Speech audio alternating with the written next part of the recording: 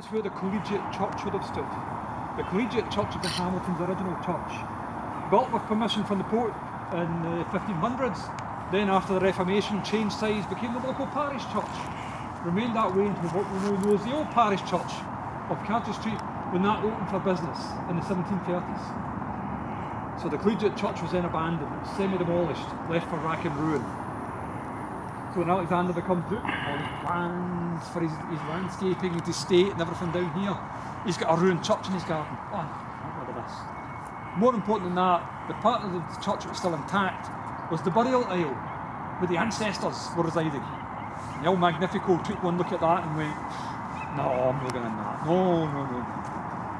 I'm going in a ruined church. No. He was going to build a proper resting place as befitting the stature of the Douglas Hamilton family. So, it's not a pure vanity project on his part. A lot of it is, but this is him making a statement on behalf of himself and the family. So, he actually did his own sketches of what he wanted. The Pantheon in Rome, Hadrian's tomb, he's made two inspirations, various other Roman temples. He actually did all his own sketches and then handed them out to the architects. Right lads, let's see what one of you can come up with the best version of this. We don't know if nepotism worked, but guess what? David Hamilton won the award. So his cousin got the gig of actually designing the mausoleum. So this is David Hamilton's interpretation of what the Duke was looking for. So they start work around the 1840s, the early 1840s, getting all the preparations done, everything. David Hamilton then dies. So David Bryce, the Burn and Bryce architects in Edinburgh, then come in. They take over the project, see it through to its bitter end.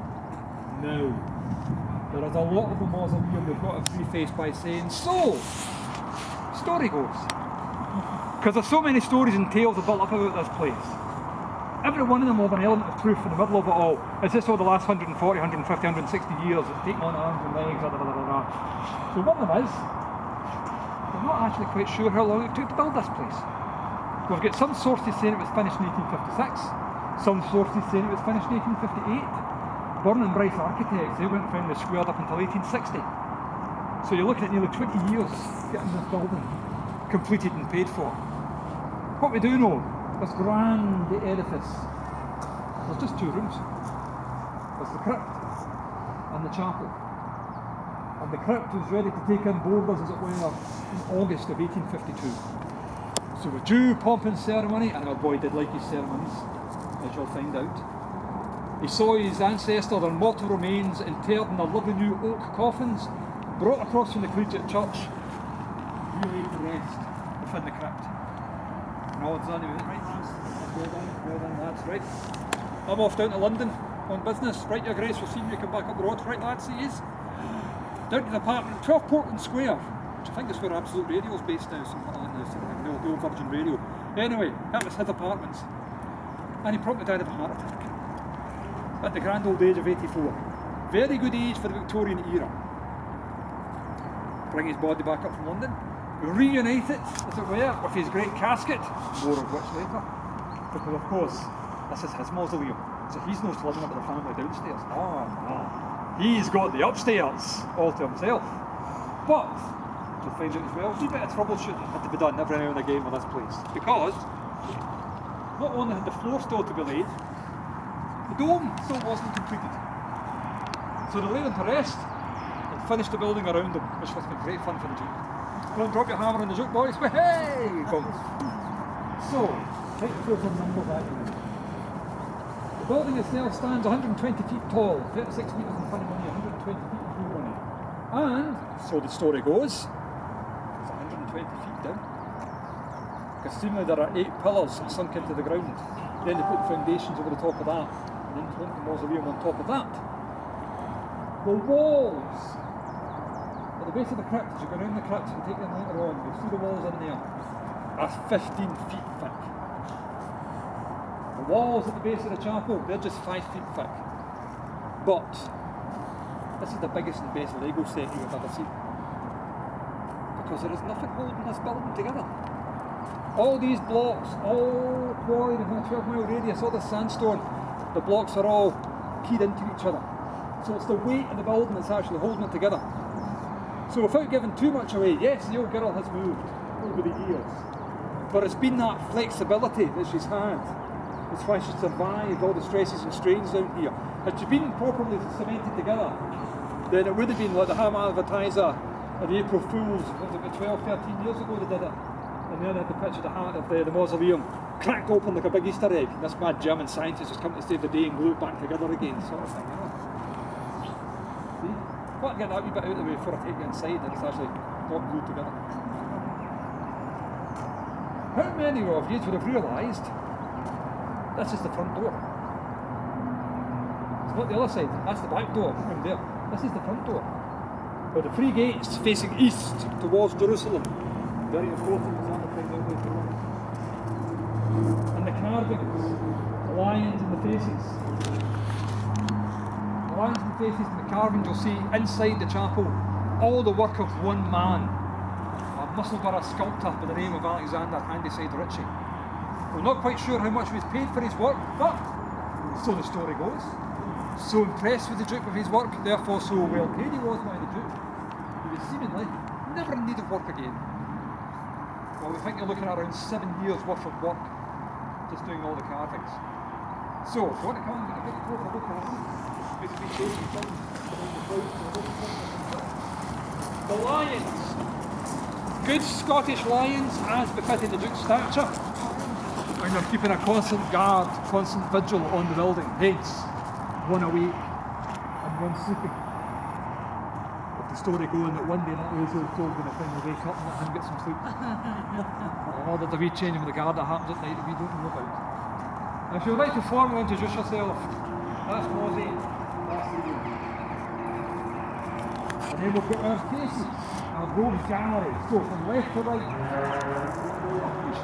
we have life, we have death, and we have immortality. You see life with the program of the hair, the worry lines in the forehead. There's a clock. You see the quarter of a clock face under his chin with the hour hand pointing up to 12. That's a clock set at 12 noon for man in the prime of his life. Death, on the other hand, is a sleep that never wakes. That's why he's got his finger over his mouth acting for silence. And no, he does not have tomatoes in his hair, he has poppies in his hair, the death flower. Well, that's a reference to Orpheus or a reference to opium. Oh, who knows what's been lost over the last 160 years. And then, come on in, we'll go look at all the mortality.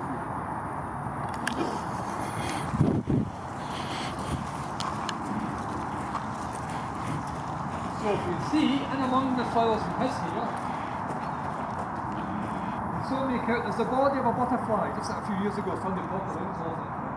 You can see above his forehead there is the wee body of the butterfly there, just above it. That is the Greek symbol for immortality, for eternal life.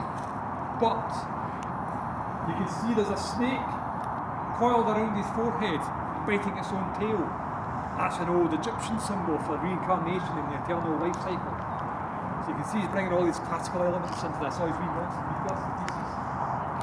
Basically, if we were here in official business, we as the guests, as the mourners, would have entered in through the life gate and made our way inside into the crypt. Casket through the death gate. And all was said and done, we would have been, I'll just repeat that, would have been coming out the immortality gate. But death gate is what I'm going to get sold these days, so don't worry. No tempting fate. There's only been one old boy in the last 40 years who's got an avatar. Right, so stories and tales about all this out here. So, have we got any cat owners in the house? See, you're wondering in the morning, oh that was every single one of them. Oh, good. Right, when cats sleep, they're closet attractive because they're relaxed. They're closet attractive. Oh dear. Pause a second out. So the story goes, such was the shame and embarrassment felt by this sculptor to make such a basic error. Handyside Richie promptly went away and committed suicide. Load of rubbish. Great wee story, load of rubbish. First mention of these gentlemen won't be the last. Watch what you read on Masonic sources. The gentlemen of the lodge do like to spear off on strange tangents as is our wont. Sorry, I'm originally for that. No, Handyside Richie carried on working many years post-mausoleum But to go to Edinburgh, there are a lot of hand-decide Richie memorials carved post-1860. But when he died, his estate was worth a mere 10 shillings and sixpence. So he must have had a grand time with the Duke's money. You can't take it with you, as they say. Now, just to take pictures of them, have you noticed something about the faces? More to the point, the wear rate on them. I mean, look how well worn life is, doing the nose job among other things. All the immortality still in excellent condition for a 160-year-old carving. Yeah. So whether that's accident, design, or there's other forces at work down here. First person dimension prevailing wind direction and wind erosion gets politely asked to leave the building for ruining all the good stories. And then the last one, of course, is the Duke's down here with his entourage, chatting away, and he's on the brakes off. He goes, you know what? What you guys? See that man up there? I have an awful feeling I'm going to meet him very soon. Ah, hey, Fisher Bryce. I know. I'll see you tomorrow, lads. And he promptly died that night. It's another one of the great Masonic tales. The stories on death coming. Not unless Sir Alexander was a Time Lord who could get from here down to London in just 2 hours back in 1852. Wouldn't put it past him. But if you're feeling brave, come on in through the day. Archway there, and then down on your left hand side is the fireplace. Heat them up. Now if you know the area down here, you know about 100 yards that way, through the trees, is the old cottage. That's the keeper's cottage, the old caretaker of the mausoleum. That was his cottage. Now it was old Mrs. Carash who was the last one in there. She moved out in 1965, so that's over 50 years now that cottage is through there has been unoccupied. So if anything was happening in the mausoleum, call the caretaker, you come over to the crowd of the building, get a nice fire going in the fireplace in there, warm air rises up, heats the upstairs room, everybody's hunky-dory. Occupies. Where is the chimney to get rid of the smoke? Because a chimney stuck in the side of your mausoleum at the very least, a bit of an eyesore. Might also raise a few awkward questions. Aye, who would have the building today? And while it would have been fantastic, though, the smoke did not come in the nostrils of the lions, but that just would be the best thing ever, sort of thing. No, if you have a look down where the cottage is through there, have a look at how big the chimney is for a wee cottage. Because it's got 2 chimneys. One sits inside the other. The small chimney with the one with the fireplace in the cottage, but it sits inside the big chimney, which is connected to the fireplace there by an underground chimney that runs that away 100 yards out to the cottage. It's a lovely wee bit of Victorian detailing. So a lot of the big stately homes and estates in the 1800s, how they actually did it, what their greenhouses in their garden, they found all these unsacred chimneys everywhere. So they ran all these underground chimneys everywhere, under soil heating as well. So it's a lovely wee bit of Victorian detailing. For want of a better expression, that's a coal bunker in there. It's the wee storage chamber. There's nothing or nobody in it at the moment. Coal, of course, will play a major part in the story of all this. We're going to jump 2 generations. We're going to jump to William the 12th Duke, the gambler, the playboy, the racehorse owner, Alexander's grandson. He's the man who, with Alexander's extraordinary astronomical debts added to as well, with his gambling debts, in 1867, the family finances were so perilous. What do you do when you're down to your last £2,000 and your whole estate's just about to go bust? What do you do? Of course you put it all on your horse to win the Grand National. Of course you do. And he did put it on his horse called Trollvin to win the Grand National. And Trollvin won the Grand National in 1867. 16 grand he took off the bookies that day. That's in 1867, 16 grand. So imagine how much money that would be now in today's money. But when you get into the early 1880s, again, the financial situation, so he did 2 things. One, he held a grand sale over in the palace of his grandfather's collection, paintings, statues, furniture. So that was where, out of the Duchess's bedroom, that's when all the Queen Marie Antoinette furniture disappeared, which is now scattered between about 4 museums around the world, and paintings, statues, everything else. £384,000 that sale raised. That's just the public sale in 1882. That's not counting the private sales. The other thing it did, it was across to where M&D's and Strathclyde Loch is now, because that's where Bovill Hall, the village would have been. M&D's actually sits on top of what was the Palace pit, the coal mine that the family owned. Duke William instigated that in the 1880s. Coal went for 12 shillings and 6pence per tonne, and the cut for the family, depending which source you read, between 6pence and 2 and 6 back on every tonne of coal. That was his cut. But for obvious reasons, 150-yard exclusion zone around the mausoleum, same with the palace that they weren't allowed to quarry under. William died in 1895, the last Hamilton laid to rest within the crypt. And he left two major problems behind him. One, the astronomical debts. Two, no son and heir. He'd only found a couple of daughters. Which is why, when his eldest daughter married the Duke of Montrose, that's why the Duke of Montrose can now claim to be King of Scotland, and not the Duke of Hamilton. Not that the current Duke is in any way bothered about that. So they had to get the family tree out. Right, who's next in line? And they had to go through all the variations. Alfred. There he is. Yes, his fourth cousin, Alfred, the pocket Hercules, the old naval officer. He was the closest male heir. So he was the one that stayed down at Dungavel, the big house down past Straven. So it's a case of, congratulations, Alfred, you're now Duke. Thank you very much. Oh, by the way, you're now £1 million in debt. That's in 1895, £1 million in debt. Straight away. Oh, thank you very much for that. Being an old naval officer, he allowed the palace to be used as a hospital by the Royal Navy during the First World War. But himself and Nina spent very little time in the palace itself. They'd come up 3 or 4 times a year, but Dungavel was their home. So the staff were trying to keep it as best they could, care and maintenance over there. So also in 1915, Alfred goes over to the Palace Pit. Right, lads, yes, your Grace. I hear there's coal under the mausoleum. Yes, your Grace. Let's get it out. But you know what happened, your Grace? I know, but I'll clear the desk and it's for the war effort. Let's get the coal out from under the mausoleum. So in 1915, they started digging the coal out from under here.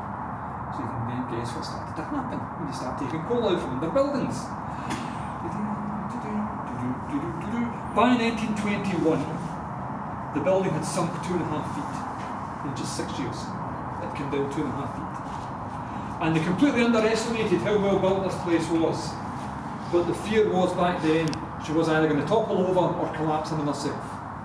So in 1921, that's when they removed the bodies from the mausoleum. Duke Alfred then wanted the palace preserved, but for the condition of the place, the amount of work, basically you see the current state of the Palace of Westminster, Buckingham Palace, and all the restoration work needs to be done down there. That's what our palace was like 100 years ago, and nobody had the money to restore it. More than that, the Hamilton Palace trustees, basically it was his old pal, Admiral Jackie Fisher, just turned around and said, just tell it, your Grace, nobody opens it. And that's how we lost the palace. But if you know what to look for, there's big chunks of it still around Hamilton, and there's big chunks of it still around the world. If you want to set foot in the dining room, you can. You just need to go on a plane over to Boston, Massachusetts, and go to the museum there. It's out one of our galleries, it's the dining room for the palace. There's bits and pieces of it through in Edinburgh. There's a whole street in Hamilton made out of palace stone. And next time you're watching Gone with the Wind and you see Scarlett O'Hara tumbling down that big staircase, the one that Rip Butler at the end flounces down and gives it the old Frankie, my dear, I don't give a damn. That's the oak staircase out of the Hamilton Palace.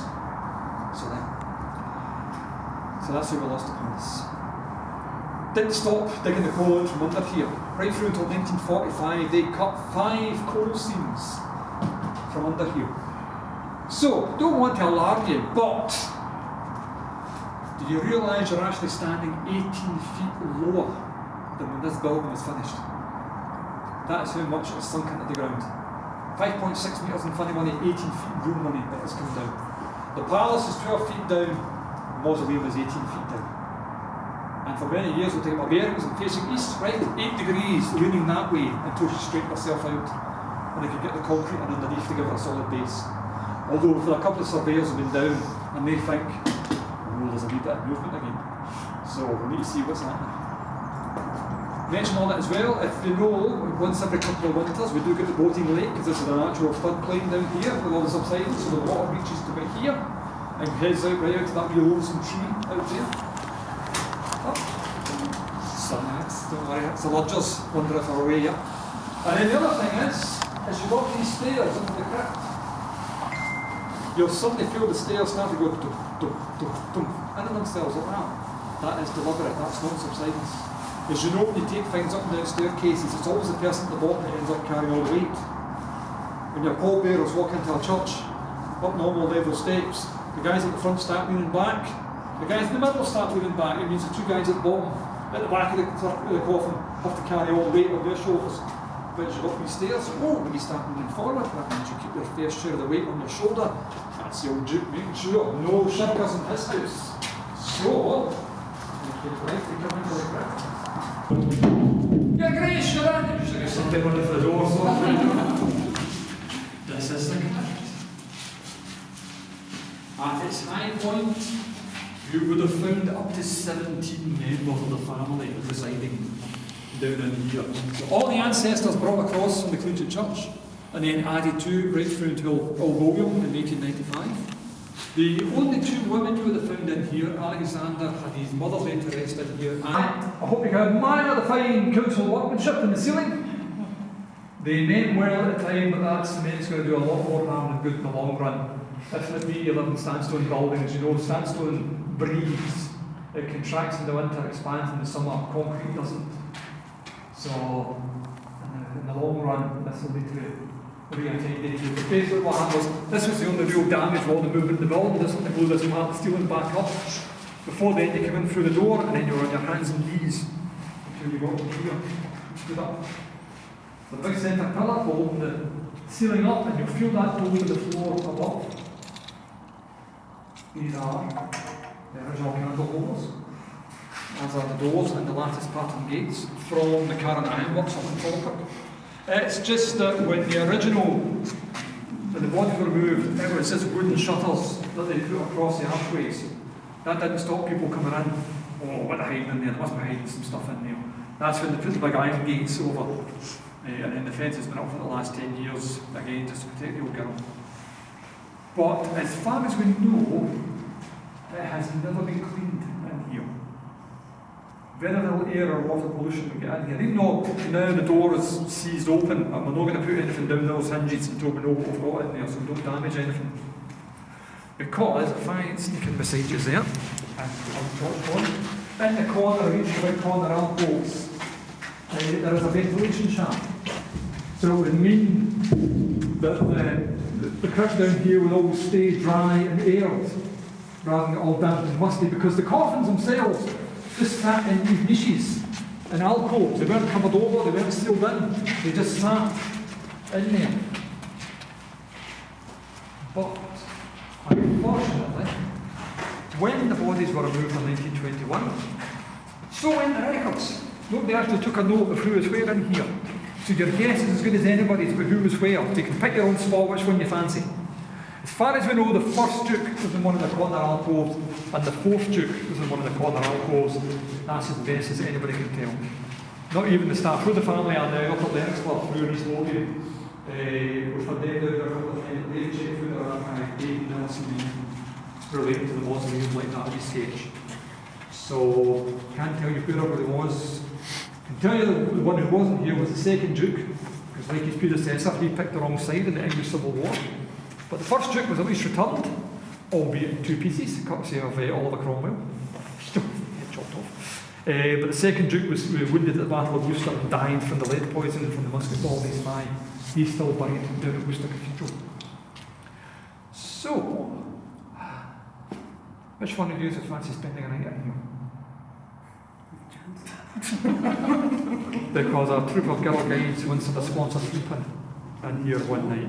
Bring your sleeping bag, pick a niche, we'll come and get you in the morning. Aye. Oh, used to be good. See, when the door was, we could shut the door over. That was hanging every wee school front. Right, who wants shut in here with lights off? I put a lights out, open the door, do it again!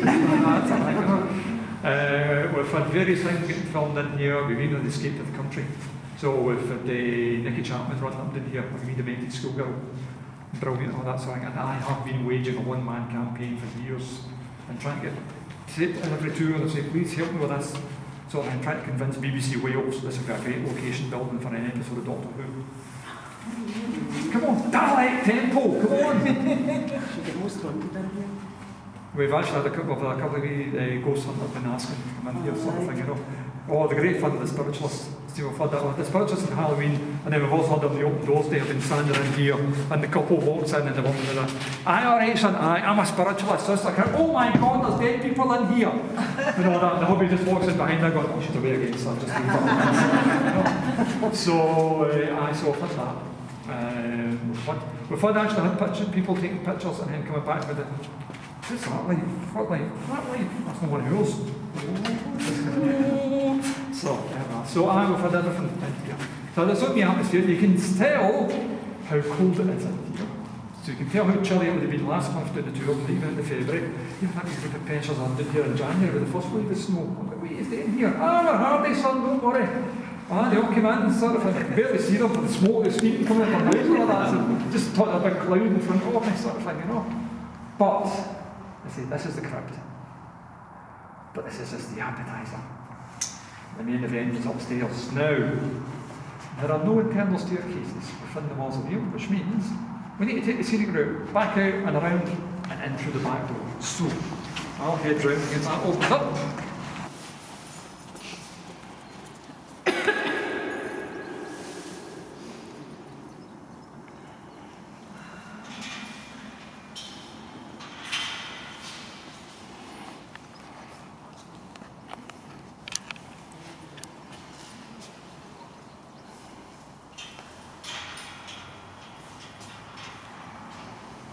Everybody, so we can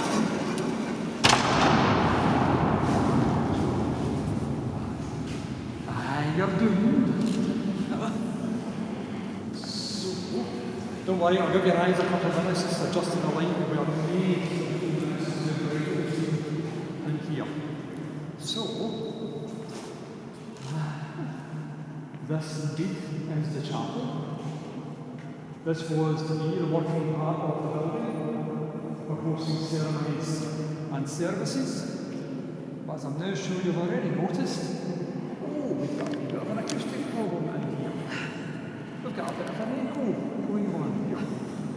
I'm not talking too loudly, but you can hear my voice booming around the room.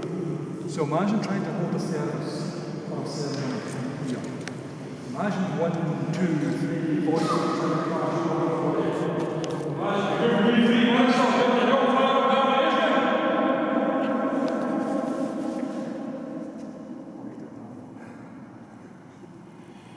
So it became a place of solace, of reflection. One group of gentlemen still use the building. Other things we do here. This is one of the first multi-faith, multi-denominational buildings you can think of.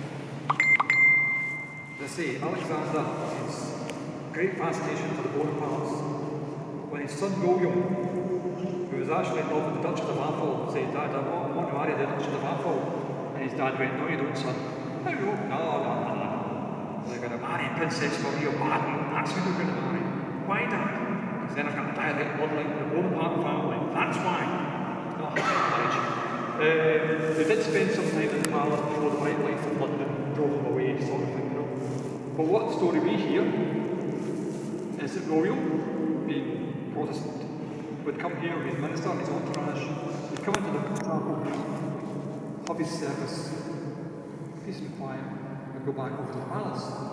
Following day, Princess Marie, being a Catholic, would bring her priest over from her entourage and would come into the chapel here and have her service in peace and quiet. So it was a multi-use building in that way. The echo at the moment is officially 18 seconds. Split it into 2 parts. The first 9 seconds is the 9 seconds of sound!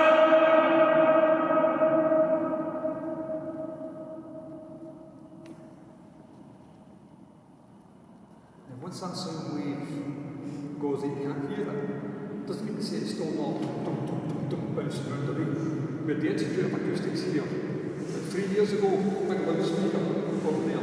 120 decibels of sound that we cut it off to supply. You can watch the sound wave. That's how we measure it. That is with the wooden doors in place. They are not the original doors. our boy Alexander, he's in Florence. And in Florence you will find the 15th century baptistry. And the entrance into the baptistry is through a set of solid gold doors designed and carved by Lorenzo Ghiberti. They're called the Ghiberti doors. They're amazing. They're solid gold. Each door shows 5 panels from the Old Testament storytelling. They're amazing. Alexander saw them when, that's what I wanted from the mausoleum, boys. I want replicas of these doors. With grace, not even you could afford a set of doors like that. So the difference things. Instead of gold, we just had to make it with bronze. Instead of 5 panels, we just had to make it with 3.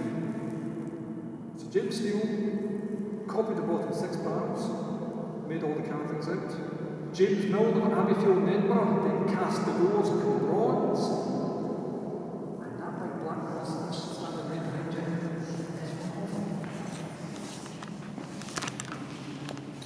So how would you fancy that for a film?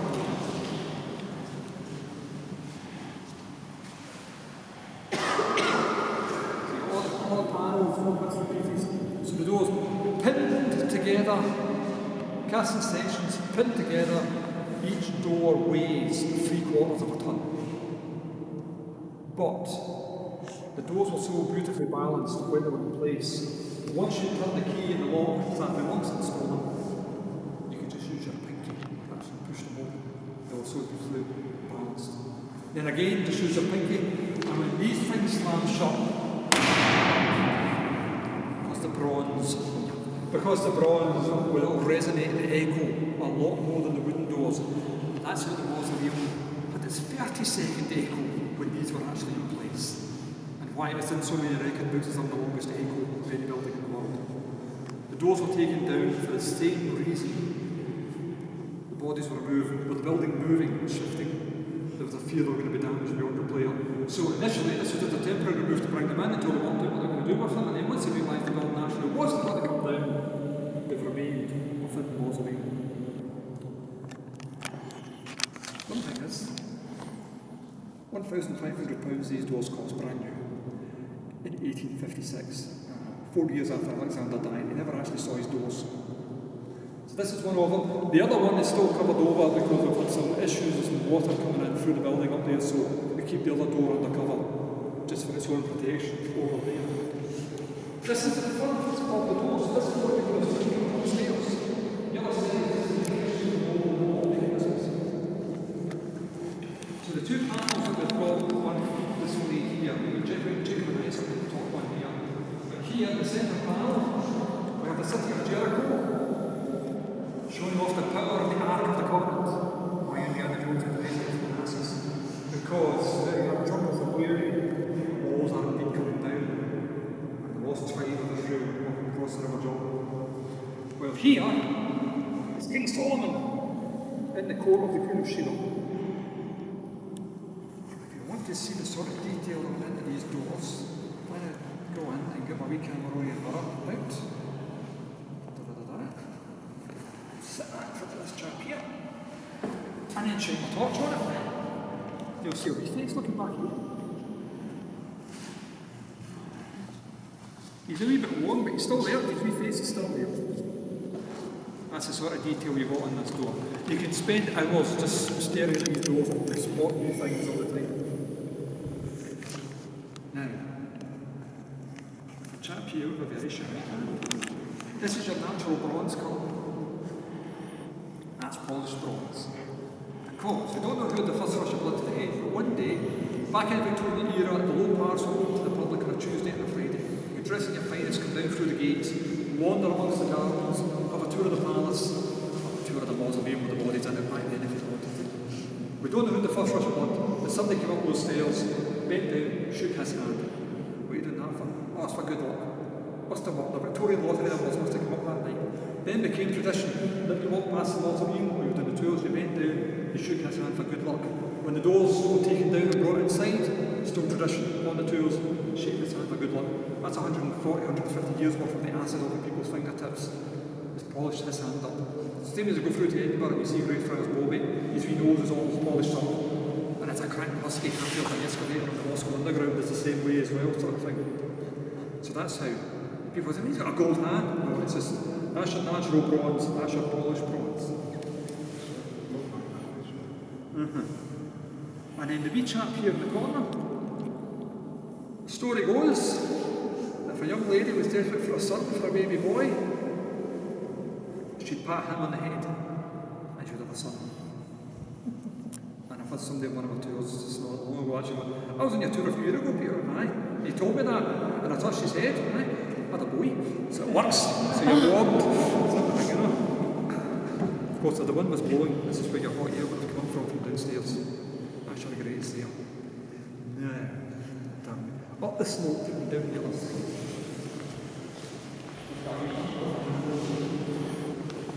People ask, is he still in here? This is the black marble plinth, upon which sat the Egyptian sarcophagus our boy was later resting. One of two that he had. So if you go through to the Kelvin Grove in Glasgow, see the big sarcophagus they've got on display. The big Panadris one, the big sort of angular one.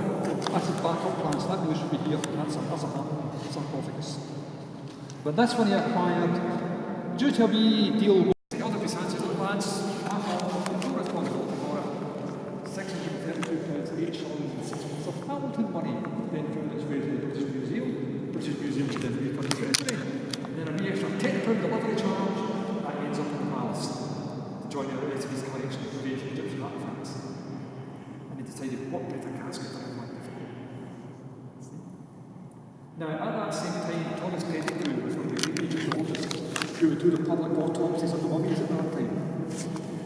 And Alexander was fascinated with every single one of them. This is brilliant, this is brilliant. Mr. Pettigrew, yes, you guys, thoroughly admire your work, but here it is. Do you think you could do the process in reverse? Do you think you could actually prepare somebody like a proper Egyptian pharaoh? Well, I think I can. So when he died, and they brought him up from London to reunite with his champion, he was done in the proper way. So if you want the full gory details, yes, he was disemboweled, brain through the nose, embalmed, and then bandaged up like a proper Egyptian pharaoh, like a proper mummy. Problem is, we bit troubleshooting again, yes. Remember, this floor still had to be laid, that dome still had to be finished. More than that, this casket was 6 feet long, custom made for women of 5'6". Aye, and he stood 6'2". Well, there was 84, it should have been a couple of inches, but it was still about 6 feet. Stone masons and built all over the stone as much as they could without destroying its integrity. There are 3 variations of how they got them in, so you can take and pick which one you like best. So, door number 1, we twist and we squeeze, and we jump up and down. He is quoted in a couple of books that his famous last words were, double me up, double me up. Story number 2, again, he's all prepared, and then his legs were seemingly rearranged with a sledgehammer. That's really good. See, was it? I'll make a mistake. Look at my legs to tuck the head. So either pop his kneecaps, break his legs, fold his legs underneath him. Or, if you go to the world like we call the Masonic Lodge, you get theory number 3. Cut his legs off below the knees, hollowed out chambers beside the sarcophagus to put his legs in, and then put him over the top. Family don't like that story. Number 2 is what most people go with. His legs were broken so they could get him in. But here he lay for 69 years until the bodies are moved, so he goes up to the bed. So if you go up to the bed, you've seen the Brandon plot, it's off to the one side, but you'll see the big mountain that's only curved and edged. That's where all the bodies from downstairs are, apart from the 2 that were periodic. Then it's the big monolith that's there, the ends, front and rear, telling you who's buried up there. Underneath the big stone monolith, underneath that, is a concrete burial chamber into which the boy was placed, still in his sarcophagus. And he's in that. So he's standing up, kneeling up, or standing on the stumps. It's one of the wee stories like the rest. But he is there. They did check a few years ago, did they, with the ground radars, and everybody said, no, he's not there. He's there. Well, the sarcophagus is there. Who knows about that boy? Who is this? But anyway, that's up there. So he's not in here, unfortunately. Some people think. But you can see his full title there, Alexander of Hamilton, Brandon, and Chateauroux, Duke. His birthday, his death date. Galway black marble, his favourite material. All the detailing work in the palace was done in Galway black. all the fireplaces within the Galway like that. You can see it on the floor. We've got porphyry, we've got jasper, and we've got Peterhead granite quarried by the prisoners up in Peterhead prison. We've got stone from Egypt, from the Balkans, from Greece, from all points in between. They think there could be anywhere between 42 and 48 different types of stone and marble in this floor. We've just no idea where this all came from. And yes, we should like to look a lot better, but we're not going to touch it. We know what rocks, and we don't have the money to do anything else with it anyway, unfortunately. But, thank you very much. Best place to be able to actually throw your boys' books and straight back at you. Centre of the sun, centre of the universe, the compass points radiate here around you. The black ring you're standing in is the Bible throughout before you. The outer ring, between the eye and the outer ring, you can look at it and say staircase. And depending which way you look at it, upstairs or downstairs, you walk over. That's taking up the heart.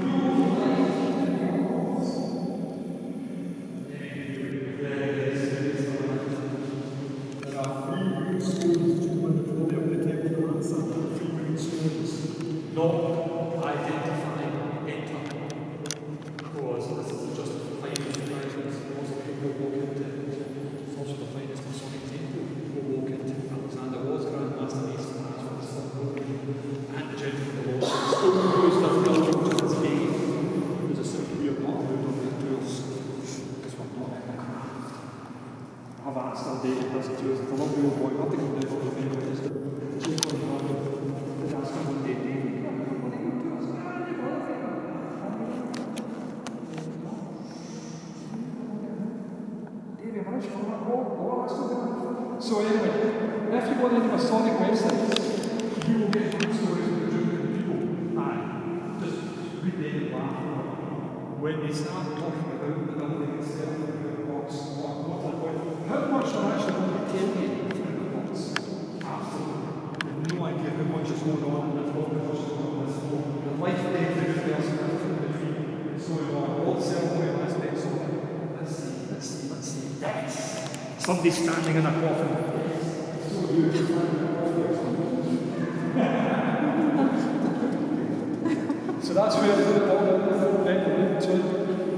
As far as we can tell from Masonic ceremony, there's somebody standing in each one of these diamonds and the coffins and all that, and then all the other bits and pieces going on. That's why the big thing when we take them out in the front door, the gates facing east towards Jerusalem. 3, of course, is a very powerful number in the Masonic law. And a super powerful number, oh yes, from the floor, the top round, the second round, the top of the dome, it's 33 feet equal jumps. That's a super power number in the Masonic law. So, the whole, so if you do get the Masonic sources, they won't give everything.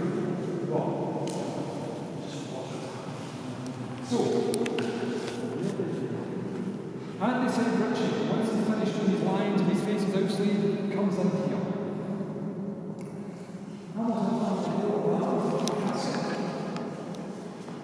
Beckford family courtyard, with the door. Our little chairs. Each one is an individual. No matter where you stand in this room, or what we have. Just in case you're comfortable. Let's keep an eye on you. I'm not talking about this, I'm not saying that no, we need to wait and so on. Don't know how people land this. Space on this, they all go to God. Praise God, glory in the highest, nothing but God. God is my director, my refuge, my creator, my solace. The 4 alcoves down here on the floor are tied into the 8 niches in the middle line. Nobody knows what's going in. Alexander did. Just didn't tell him. So when he died, it was a case of, look, he'd go over and say, look, just I'm going to finish, walk away. That's man down, that's frustrating, that's the thing, you know. The final bill we see it presented to Bryce architects in 1960 is £28,000. So we don't know how many millions upon those that would be today's money. What we think, Some of the theories that do the rounds is that there were going to be statues of the 12 apostles. So the 4 closest to Jesus, and the 4 and the other 8 making do there. If you've been to the Pantheon at home, you'll see inside that there are a lot of statues, frescoes to the walls. So who knows what Alexander has in his mind about what this place would have looked like when it was properly finished. So as we say, the building was completed but never finished, or finished. That makes sense. There's no idea just what the final look would look like if they'd been in here. Alexander had log enough to see everything there. And then when you arch your back up, you're looking straight up at the oculus, the all-seeing eye of the mausoleum. And the only window in the whole building there has never been in the whole building. It is the same diameter as the this is the whole back end of the in the 19th. That is the circular replacement dome that's up there. That's the one that gets thrown in the helicopter in 1979. Three goes to replace the original crystal dome, which was lost, damaged, stolen, depending on your ask in the mid-1960s. Don't worry about it, that's the organization to do it here, if it wasn't to the light. But you can see, now that you're in here, 20 minutes or so, how bright it is, despite the fact that's on the window. Not only that, look at everybody's shadow, look at the road. Nobody outruns a shadow. Your shadow is always directly underneath you, no matter where you stand in this room. Because everybody gets an equal amount of light. But that indeed is the mausoleum. So, this is when I now run back and go, right, one singer, one song. Who would like to volunteer? Try the echo.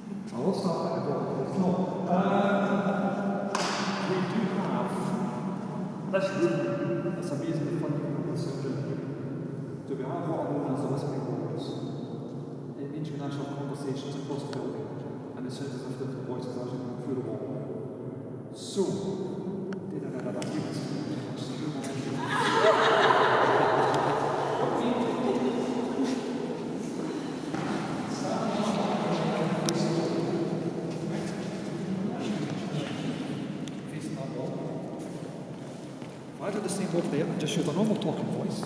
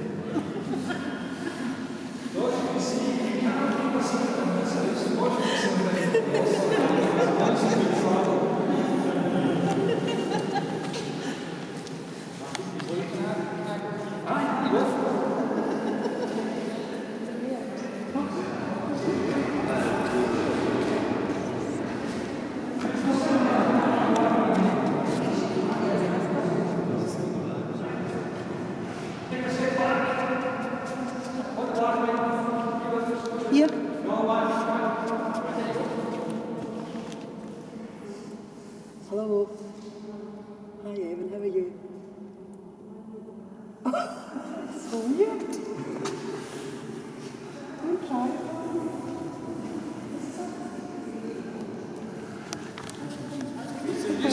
Doing arguments around in the airport itself, sometimes when the BBC were here recording, doing some stuff last summer, and they were trying to have the old bits. Oh, we'll help you tune in to me, and actually microphones in, we're trying to actually record that the voices come through the wall, we're actually the wall is there, the voices come through the wall, actually getting recorded and stuff.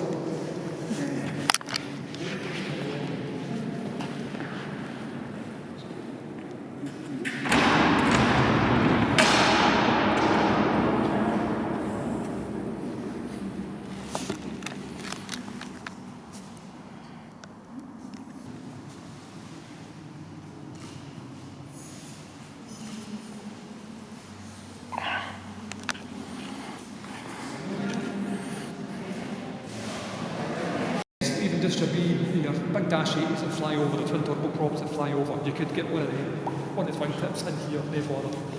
Sort of thing, you know. I don't know how many double-decker buses there is going on, something.